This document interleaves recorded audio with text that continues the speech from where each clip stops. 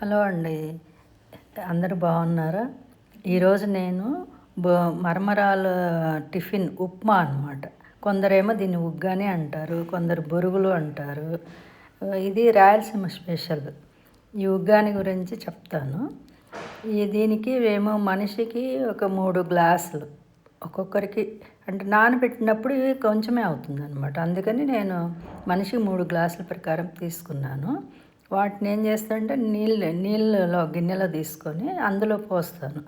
అవి కొంచెం ఒక 2-3 మినిట్స్ నాననిచ్చి మళ్ళీ అన్నీ తీసి పక్కకు పెట్టాలంటే కొంచెం పిండినట్లు కొద్దిగా ప్రెస్ చేసిన తర్వాత దాంట్లో కొంచెము పుట్నాల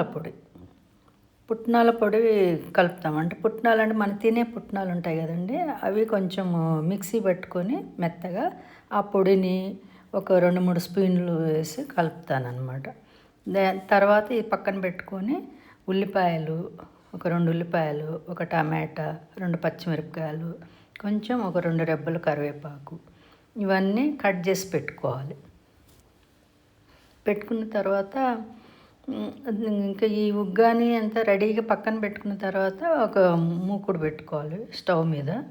పెట్టుకొని దాంట్లో కొంచెం ఒక 4 స్పూన్ల ఆయిల్ వేసుకొని ఆవాలు, జీలకర్ర ఇష్టమున్న వాళ్ళు వేసుకోవచ్చండి, లేకపోతే లేదు. నేనైతే జీలకర్ర వేయను, ఆవాలు ఒక్కటే వేస్తాను.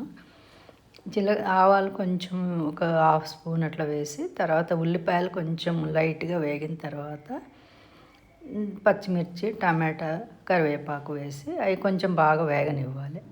వేగిన తర్వాత సిమ్లో పెట్టి ఈ పొడి కలుపుతాం కదండి మా ఈ బొరుగులకి, దీన్ని దాంట్లో ఉల్లిపాయ వేగిన దాంట్లో వేయాలన్నమాట.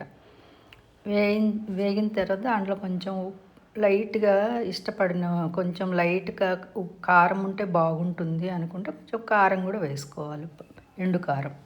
మసాలా కారం వేయకూడదండి, మామూలు పచ్చికారం ఉంటుంది కదా, పచ్చికారం వేసుకొని దాన్ని కలిపి ఉప్పు కారం మీకు సరిపడా చూసుకొని టేస్ట్ చూడండి. ఒక 2 మినిట్స్ ఉంచాలి. ఎక్కువసేపు ఉంచితే ఏమైనా అడుగంటుతుంది అనమాట. ఎక్కువసేపు ఉంచకూడదు. జస్ట్ అలా ఉంచి ఒక 2 మినిట్స్ ఆ స్టవ్ ఆపేసేయాలి. ఒక్కసారి కలిపి చూసుకోండి. ఇష్టం ఉన్న వాళ్ళు కొంచెం పైన కొత్తిమీర కూడా చల్లుకోవచ్చు.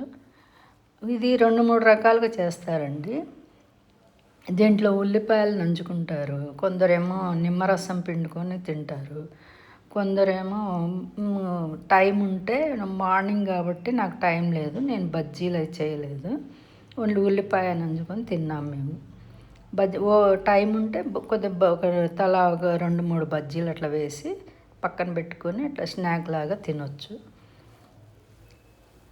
ఉగ్గాని చాలా ఈజీ అండి, చేసుకొని అందరూ ఒకసారి ట్రై చేయండి. మీకు నచ్చుతుందని అనుకుంటున్నాను. మాకైతే బాగా ఇష్టం ఇది. మీరు కూడా ఒకసారి ట్రై చేసి చూడండి, బాగుంటుంది. థ్యాంక్ యూ అండి.